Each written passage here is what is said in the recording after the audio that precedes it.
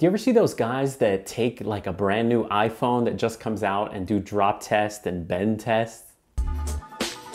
I always thought they were idiots until I realized I'm an idiot. I'm kind of tough with my gear and I'm also a klutz. I drop things all the time, so I realized that I'm an idiot. I've been testing this camera without even knowing it for you guys. How tough it is, its longevity, what can happen to the camera. So in today's video, I'm going to show you ways that your Fuji X-T20 may break or will wear and tear over time. You may have just gotten the camera and it's all shiny and brand new. Well, you're gonna be in shock.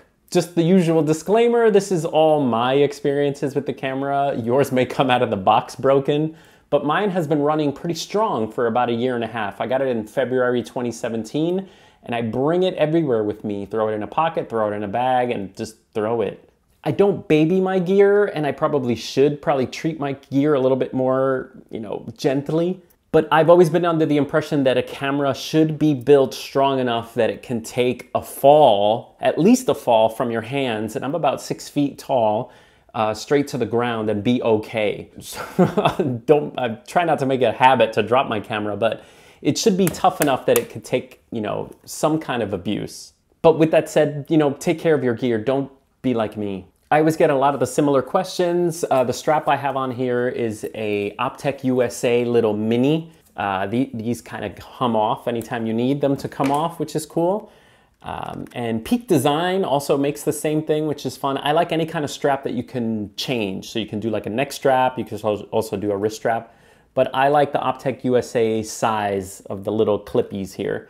The little red button is from Amazon. I think for $7 they sell, I'll link it up below, but they sell like a concave and a convex button, this little red button that goes on there. This is the 27mm f2.8, one of my favorite lenses to have on the camera because I like the tiny package of the Fuji X-T20. All right, let's take a closer look at it. Okay, so let's start with the overall top. Some things you may notice from your used and abused Fuji X-T20. The first thing is some of the paint can come off from your dials. I got some of that going on here. You see that there, the 125 is starting to come, the 60 is now 6U, and the 500 is completely gone. If you could see in this close-up, the 5 is still there. It's etched in, but the paint is coming off. Next, to talk about the shutter a little bit, I always get this question, is my shutter broken? If it's wiggly, and it is not. All the Fuji cameras have a little bit of wiggle to their shutter button. You can totally check that out. Why am I upside down? But there is a natural little play on the shutter button before you touch it, so that's totally normal. Some normal scratches on the flash mount. Here's some more of that paint issue, and also there's the yellowing of the paint. Just for comparison, here's the Fuji X-T2, which is newer, and the Fuji X-T20 has got this like nice antique yellowing going. If you can see there on the dial, we also have some normal scratches. And by the way, if you're cringing right now and that kind of stuff bothers you, like I love that. I love having character on my electronics and my cameras. So that doesn't bother me at all, like the little scratches. And you'll see those on the edges of the camera here.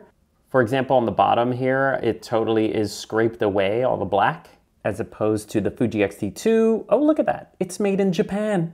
Now, interestingly enough, the paint on the front, the Fujifilm logo, and the X-T20 does not turn to yellow, so it just seems to be the top dial from my gross fingers. I'm just gonna start touching this more. Okay, moving to the side, everything is okay here. I haven't heard of anyone losing this door or breaking this door, although the new camera, this door is removable, but the door is closed for the most part, so there aren't really any issues there. One thing you might find in your camera over time is these connectors getting a little worse as you try to battle in your cables to put them in there. So just be aware that, these guys can wear and tear if you're not careful with plugging in your cables, okay? So be gentle when you plug in your cables. Everything looks all nice and fancy in here, looks super nice. Again, some wear and tear on the dials. But here is the big one. So 2 weeks ago, the grip on this, the thumb grip, completely just fell off. The glue came off. Wait, where's this one made? So the little grip I have to reinstall and re-glue or kind of Sugru something there. So be aware of that. That just came off all by itself. I didn't do anything. I didn't drop it. I was just holding it and it just peeled right off. So that's something that may happen to your Fuji X-T20. Now, if you notice, I have a little bit of a Sugru Repair here. I made a video about that. I'll link that up below. And also, this was because I dropped the camera directly on this little eyelet right here. And it actually cracked the body, put a crack in the body, but the Sugru has held up great, and I've been very confident in using it with the Sugru. But that's something you may find if you drop your camera right on the eyelet could crack or break. Okay, so far so good for most of you, I'm sure. You have to have a really unlucky fall, and mine was. The camera was overweighted. It had the 56mm 1.2 on there, which is a heavy lens, but I also had a metal sort of like spider holster thing on there, so it made it really heavy, and so that contributed to its ba-bam. It's got a lot of character now. 2 years, almost 2 years, and the buttons are all great. They all work pretty well. Q button works great, display back. The buttons have a great little click. I've also seen on the new cameras that these dials feel different.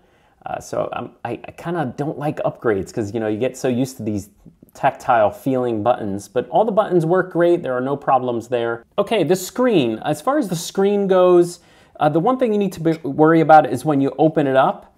If you open it up and wait, hold on, let me focus a little bit. Okay, let me show you something that could happen over time. If you look in here, there's like a huge kind of scrape line. And that's from being lazy and flipping my screen like this so that the screen continuously scratches this surface in here inside. So if you're less lazy, it's probably better if you pull out the screen first and then go like this, because over time I've gotten a little scrapiness going on there. So that's something you might see on your Fuji X-T20 or any other flip screen Fuji. If you are, you'll see some scratches in there. For the most part, the screen after 2 years doesn't make any weird noises. It doesn't squeak. So that's pretty cool. And that sound you heard is the scraping sound. But everything looks pretty good in there. It looks pretty clean in there. So no issues with the touchscreen. Also, screen protectors. People have asked me, do I put screen protectors on things? Let's wipe this down. The little... I do not put screen protectors on there. So let's check out the scratches. So this must be some pretty good Gorilla Glass because it doesn't have any major cuts or scratches. So the worst it has is that little scratch you see there in the corner. That seems to be the worst it has. Here it's got a little bit of scratching on the glass as well. And it's got some other like tiny kind of cat hair scratches going on there. But for the most part, you don't ever see any of that when you turn on your camera and look at stuff. So. Now, one of the reasons I didn't put a glass screen protector on the Fuji X-T20 is because it has a touchscreen and I like the feel of the glass on that. For my Fuji X-T2, I did put a screen protector on because it doesn't have a touchscreen, but this screen protector usually doesn't feel as nice as the Gorilla Glass or whatever they put on there. Okay, at the bottom, pretty much the door works great. The battery, everything is still working great in there. To take out the card, I still have to shoot it out. The door works great, but you can see there is wear and tear on the camera. Now, this is one of the problem spots with some of the Fuji cameras.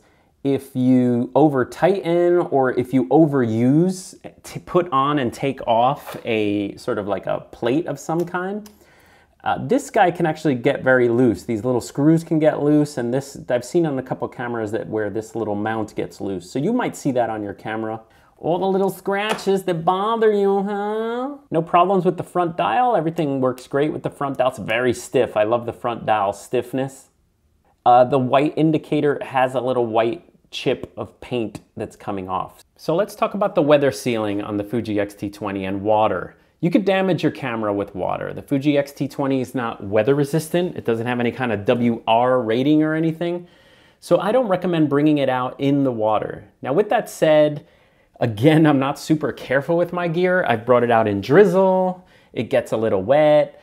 I have had it out in super cold. Gosh, look how terrible that looks. So it can be done. You can have it out with drizzle. But if you're going to be in wet environments, you're better off getting a WR, weather-resistant camera, weather-sealed camera like the Fuji X-T2. And even then, they're not guaranteed to work 100% in wet conditions. As you know, I did drop the Fuji X-T20, like submerged it in water, and it died on me. I made a video on that too, but after electronics inside all dried out, it came back to life. but who knows what's going on inside there, my gosh. Overall, I'm super excited that it's lasted as long as it has, knowing that I'm such an idiot and my gear slips out of my hands a lot. So I'm super happy that it's a tough little camera, you know, and I love this camera so much. I know I'll never sell it. One, because it's just so awesome and perfect, and two, because no one in their right mind would ever buy from me. Well, as you can see, the camera's been through a lot. Now that just means that I use it all the time and I'm taking tons of pictures and your fancy shiny one is just not getting enough use. Or it could just be that I'm an idiot.